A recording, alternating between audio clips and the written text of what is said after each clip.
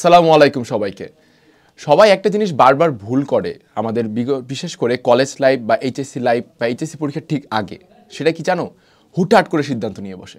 ধরো যে দুইটা বন্ধুর মধ্যে কথা হচ্ছে, ও বসে মা তুই পড়ছিস সেই পড়াটা, আরে মা না না আমরা শুরু করি, চল অ্যাডমিশন শুরু করি। অথচ তার সামনে এইচএসসি পরীক্ষা বা এইচএসসি পরীক্ষার আগে দেখা যাচ্ছে তার টেস্ট পরীক্ষা হওয়ার কথা আছে।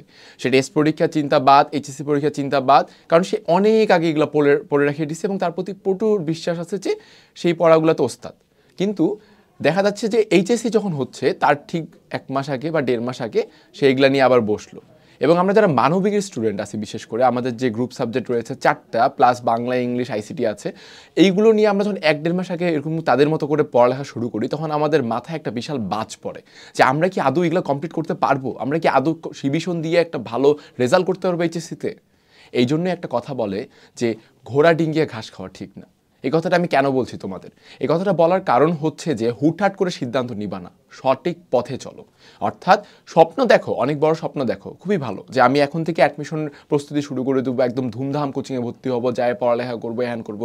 বাপ তুই থাম, তোর সামনে এইচএসসি পরীক্ষা না? তোকে এইচএসসি পরীক্ষার পড়া তো করতে হবে, বোর্ডে ভালো রেজাল্ট করতে হবে, জিপিএ 5 পেয়ে একটা বোর্ডে স্কলারশিপ দেয়, সেটা গেইন কর। স্কলারশিপ পেয়ে 4 বছর তুই সুবিধা হবে ইউনিভার্সিটিতে, সেটা কি মাথায় আছে আদৌ? তুমি সেই মাথায় সেই জিনিসটা না রেখে তুমি কি করতেছো, আমি অ্যাডমিশনের পর এখন থেকে পড়বো, এইচএসসি বাদ, এইচএসসি আমি 1 মাস আগে থেকে পড়লেই আমার এনাফ, বোর্ড পরীক্ষা তো সবাই A+ পায়। সবচেয়ে ভুল ধারণা। একটা জিনিস তোমাদেরকে আমি বলে রাখতে চাই, এটা নিয়ে আমি অবশ্য আরও কথা বলবো। মানবিক থেকে এইচএসসিতে A+ পেতে কিন্তু খুব কঠিন। আমি আবারও রিপিট করছি, মানবিক থেকে এইচএসসিতে A+ পাওয়া খুবই কঠিন। এর কারণ কি জানো? এর কারণ হচ্ছে আমাদের যে সকল সাবজেক্টগুলো আছে, পড়াশোনা তো অঢেল, প্রচুর পড়াশোনা। কোনটা পড়বো, কিভাবে পড়বো, সঠিক ওয়েটা আমরা জানি না।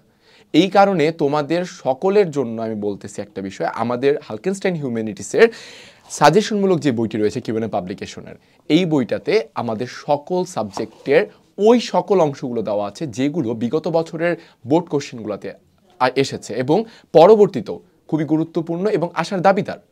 তাই তোমাদেরকে আবারও বলছি যে হুটহাট করে নয়, সঠিক পথে সঠিক সময় মেনে সিদ্ধান্ত নাও। জীবনে কি করতে হবে, কোন সময় করতে হবে, প্রয়োজন বোধে তুমি আমাদেরকে জানাও, আমাদের থেকে পরামর্শ নাও। প্রয়োজন বোধে তোমরা আমাদের সাথে যুক্ত হয়ে আমাদের ক্লাসগুলো দেখো, ক্লাসগুলো করো, গাইডলাইনগুলো দেখো। বা আমাদেরকে যদি তোমাদের প্রয়োজন না হয়, তোমাদের কোনো শুভাকাঙ্ক্ষীকে জিজ্ঞাসা করো, তারাও একই কথা বলবে, ঘোড়া ডিঙ্গিয়ে ঘাস খেতে যাস না।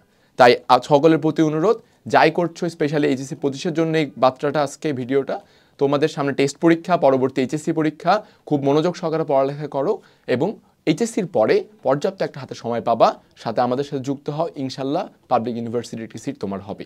সো দেখা হচ্ছে বিজয়ে। আসসালামু আলাইকুম।